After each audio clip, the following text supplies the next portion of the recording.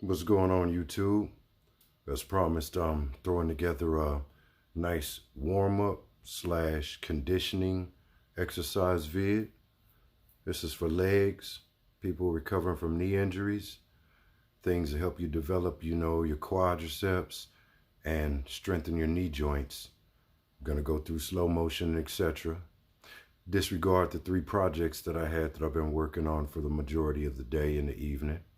Just a few altercations and how should I say, adaptations going on with it. But without any further ado, here I go to demonstrating. Y'all pay attention because this is all going to be slow motion. And I'm going to continue to narrate. I just had to make sure I set up the proper field of view before I got started. Get yourself a tall back chair, something like I said before, you can check your balance on. You don't really want to lean on it or anything like that. It's just there to help you stay stable. You want to take your time. I'm going to step to the side to show you my feet. What you're going to be doing slowly now is firstly taking both hands, slightly squat, your hands over your knees just to make sure that you don't put too much weight on one or the other. Bring both your heels together and slightly separate your toes. Now from there, bend your knees a little bit more. And then bring them together, but take your time and rotate in circles around. And then the other side. You want to do this enough to make sure that you loosen up the tendons and etc. around your knees. You can pay more attention to what area is more stiff than the others. It only takes a few times either side. Secondly, you want to take your time and do some toe raises. It's good to keep your hands at least chest high. Make sure you're not flailing in any direction at all. And raise up on your ball of your foot. Hold for 2 seconds. Slowly back down. Ball of the foot. Hold for 2 seconds. Slowly back down. Then back to the ball of your foot. Down for 2 seconds. Up. 1, 2. Slowly back down. Same thing again, up, 1, 2, slowly back down. The next thing is the main section here that's gonna help you work your outer quads, whatever muscle this is on the outside of each side of your quad.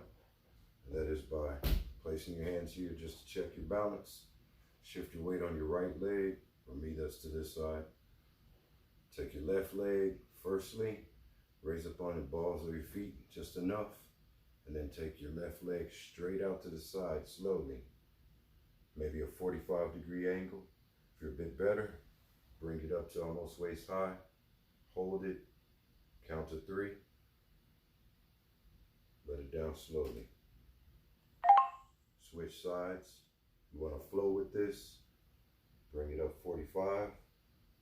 But for you intermediate or folks that are used to weightlifting or even martial arts experience, bring it up to waist high, hold it for 3 seconds, let it down slowly. Ideally, you want to alternate with that at least 10 to 15 times each side, but the main thing is make sure you're at least at a 45-degree angle, and for intermediate, waist high or more. Then back down slowly, always controlled. 45 degrees for beginners. Intermediate. Slowly back down. Continue that.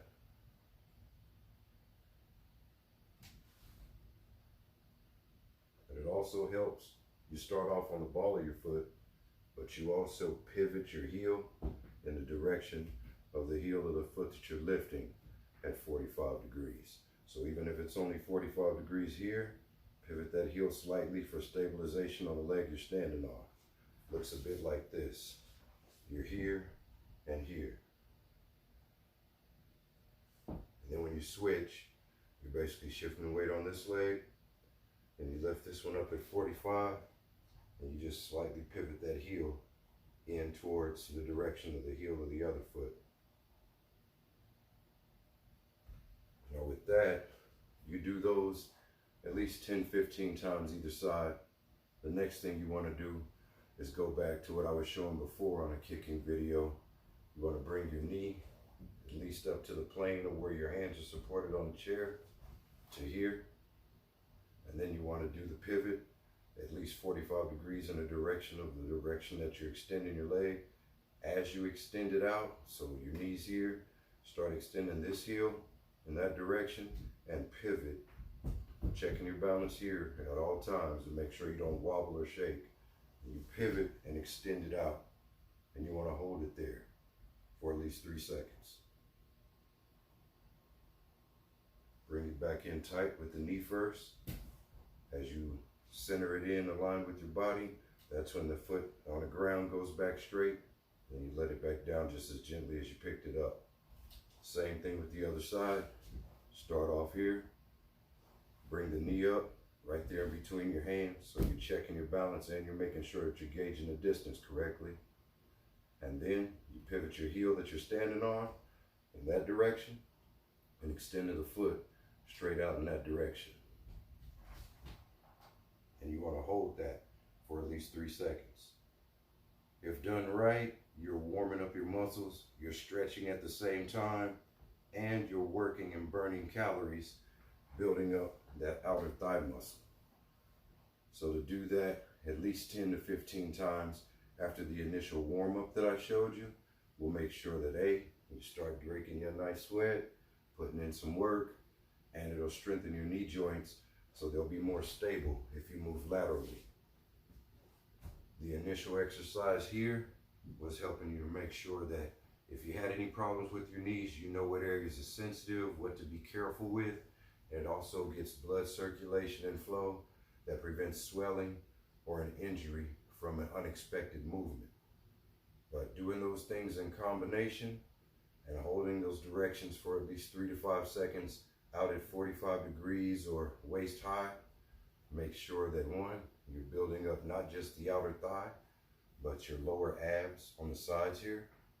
So doing that repeatedly takes the place of jumping jacks, light jogging, and for those that are getting more extreme and they like to do some running, so you don't have the time or the weather doesn't allow it, or you're rehabilitating from injuries, it definitely is going to be a good replacement that's more suitable for building your body instead of wrecking it, breaking it down, constantly impacting on concrete.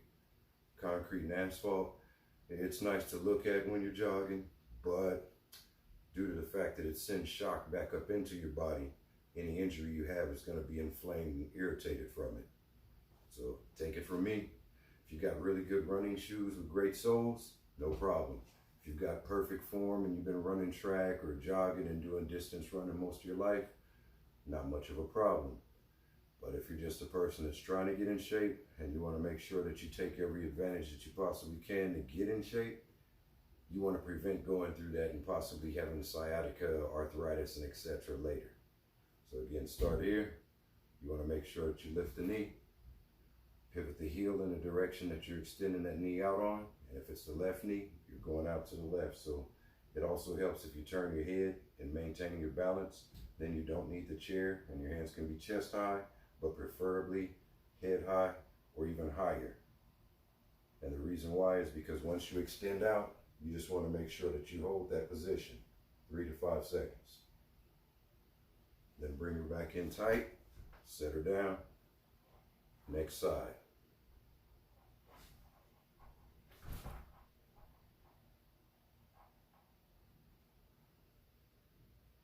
Back in, square it up, set it down gently. As long as you make sure that you do that enough times, you are getting cardio, some isometric building from holding the positions, and you're also alternatively getting stretches along the way. Another thing that can be done is to go back to the beginning, rest your hands here, slightly allow your neck to tuck forward, and when you switch sides, make sure you tuck your chin to those sides. So it would look more like this. Tuck the chin, or do it at the same time as the pivot and the lift. So the chambers first. Tuck the chin, extend. Back in, set her down gently.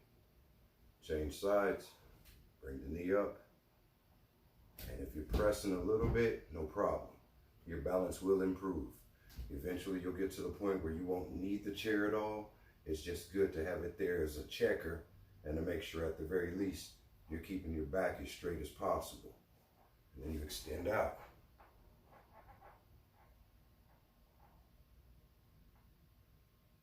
Back in, pivot, set it down. I want to make sure that I brought those to you. A few warm-ups, something that'll help you later on build into a technique called a deep penetrating side kick. Same form, same musculars that are involved in doing back kicks, but showing the example of it in a gi is one, breaking down the steps of it and doing it as if it's an exercise geared towards fitness or rehabilitation. That's another one. So I want to make sure I brought that. Where I'm at, I beat midnight by about 40 minutes. Those little things over there were slowing me down. Little bitty screws, and took some time. Another good one is to take your time, step back from the chair, and count to 3 in your head. As you're doing so, remember the 3 steps. Chamber, extend, chamber, set it down.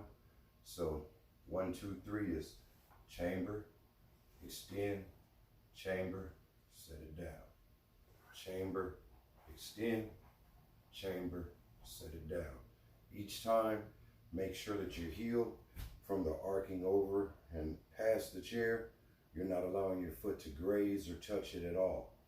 This is where you're fine-tuning your control and you're forcing your lower abdominal muscles to activate, so that if you missed your crunches that day or you're a bit sore, it'll help you warm up and get past that soreness. It also helps start building your structural muscle so that it increases your balance and stability even when standing on one leg. So start just enough back to where you could reach and touch the chair, but you're not using it.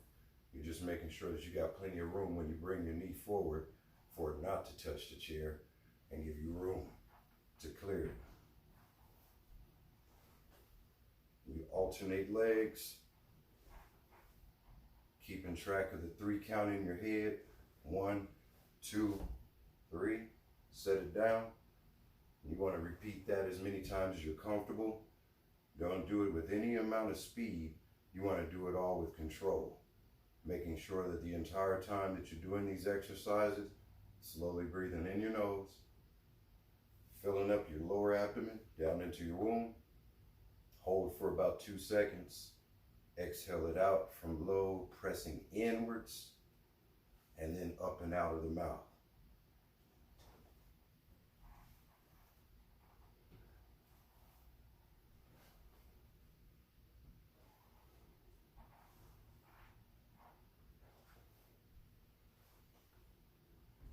And I apologize. I kind of put in some work on another platform a couple of days ago. And yeah, I was challenging myself outside of my workout that I was broadcasting. And yeah, I wrecked myself real well. Still feeling a lot of that soreness. But I knew that sometime today I was going to have to produce a video and catch up to where I wanted to be this week. So just that alone already, it's increased the circulation and blood flow. I can feel the difference right through here in my abs.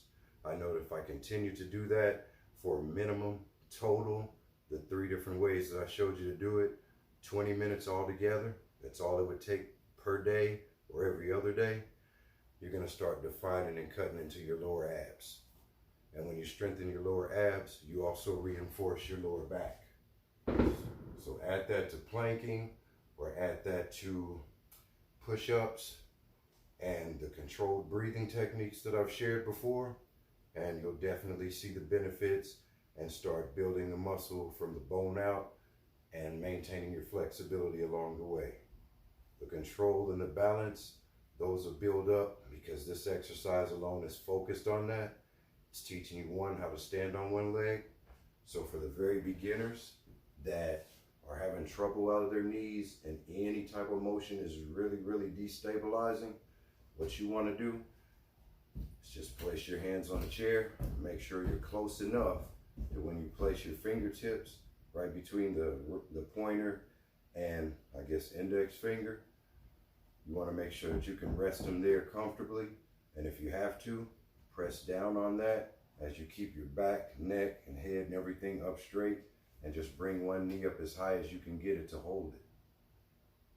And instead of extending out, wait until you build up this posture first. You want to hold it for about 5 seconds each leg, letting it down just as gently and quietly as you lifted it up.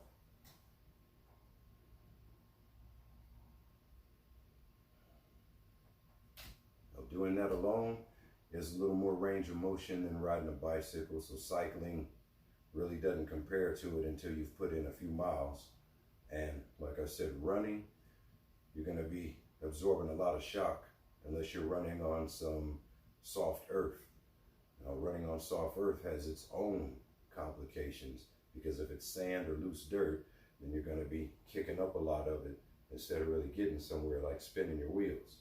But running on hard surfaces like asphalt and concrete, some people develop shin splints from that. I did it once. They're not comfortable. Just always felt like my legs were sore until I found out I almost had hairline fractures in both bones of both legs. But I was still running because, to me, I was enjoying the soreness. But anyway, that's my little, how should I say, my submission of keeping my word for this evening. And I'll get back to what I was doing. But I thank y'all for tuning in. Check those out. Make sure to comment. Let me know what you think of it, if it brings this effect to you at all. And y'all have a great day. I'm out of here. Venom G54. Have a good one.